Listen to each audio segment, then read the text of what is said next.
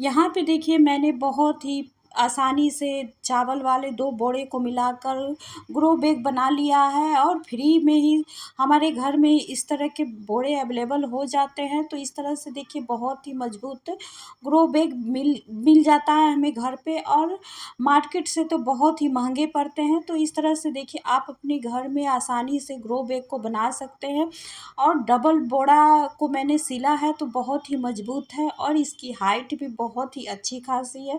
इस तरह के ग्रो बैग में आप कोई भी सब्जियां लगाएं, फूल वाले पौधे भी लगाएं, बहुत अच्छी तरह से उनकी ग्रोथ होते रहती है।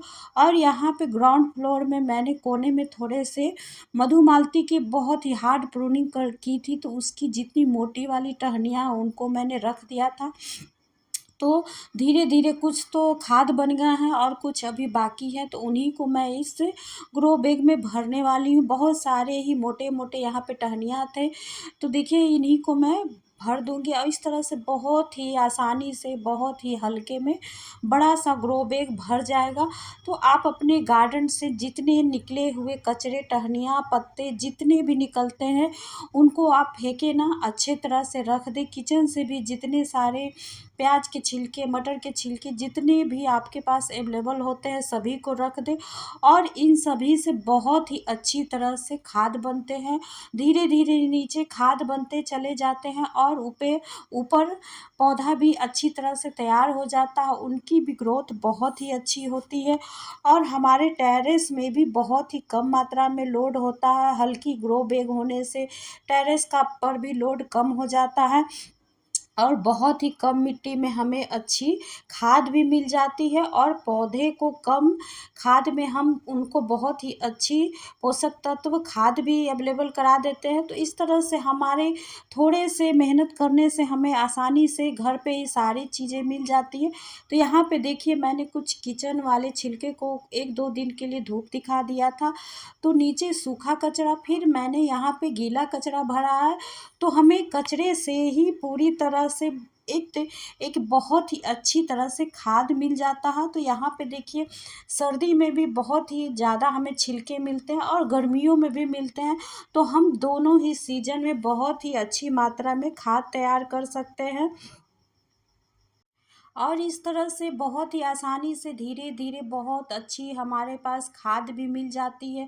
बाज़ार से हम ज़्यादा महँगे खाद भी खरीदने की हमें ज़रूरत नहीं पड़ती है और इतने सारे पोषक तत्व वाले खाद ढूँढने में भी हमें बहुत ही परेशानी होगी। तो यहाँ पे देखिए सब्जियों वाले टेरेस से भी जितने छिलके थे, घास थे, उनको भी मैंने थोड़े धूप दिखा के सुखा दिया था। तो इस तरह से दोनों ही समान मात्रा में गीले और सूखे का हो गया।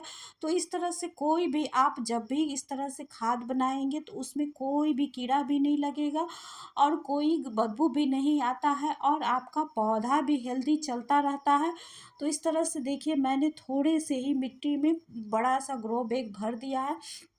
सिर्फ़ मैं इसमें 1 बाल्टी मिट्टी डालने वाली कि पानी आता है 10 लीटर, तो इस तरह से बहुत ही थोड़े से मिट्टी में बड़ा-सा ग्रो बैग भर जाएगा और मैंने देखिए जितना हो सकता है किचन वेस्ट को नीचे दबाने की कोशिश की है। तो इस तरह से जब किचन का वेस्ट जितना गलने लगता है तो ऊपर से नीचे दबने लगता है, तो हमारा मिट्टी नीचे की ओर चला जाता है और पौधा भी नीचे धँस जाता है।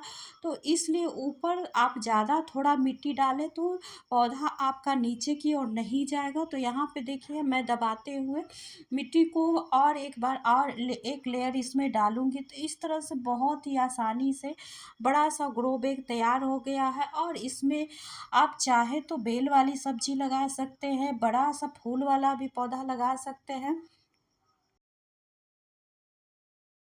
इसमें धीरे-धीरे खाद तैयार होता रहेगा और ऊपर की सब्ज़ी भी तैयार होते रहेगी और जब सब्ज़ी इसमें तैयार होकर ख़त्म हो जाएगा, तो जब इस मिट्टी को भी निकाला जाएगा, तो बहुत ही अच्छी इसमें खाद बनी हुई मिट्टी प्राप्त हो जाती है। तो इस तरह से आपको थोड़े से मेहनत करने से आपको बहुत ही अच्छी मिट्टी भी मिल जाएगी और बहुत ही हेल्दी पौधा भी आपका ग्रो करता रहेगा। तो एक काम में 2-2 फ़ायदे हैं, आपको अच्छी मिट्टी भी मिलेगी, पौधे की ग्रोथ भी अच्छी होते रहेगी।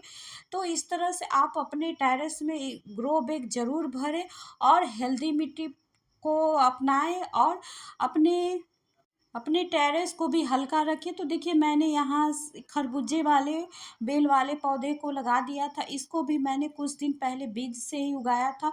तो यह भी देखिए बहुत ही हेल्दी प्लांट है। और जब इतना बड़ा आपका प्लांट हो जाए तो आप उसको अलग दूसरे गमले में या ग्रो बैग में शिफ्ट कर सकते हैं। तो जब भी बेल वाली सब्जियों को कोई भी ग्रो बैग में लगाएं तो थोड़ा उसकी लंबाई हो तो उसमें बहुत ही अच्छी तरह से बेल वाली सब्जियां चलती रहती है। और इसमें देखिए सबसे ज़रूरी काम अभी बाकी है, होल बनाना। इसके बिना तो ग्रो बैग में ना खाद बनेगा ना पौधा चलेगा। तो देखिए मैंने यहाँ पे 2-3 होल बना दिया है।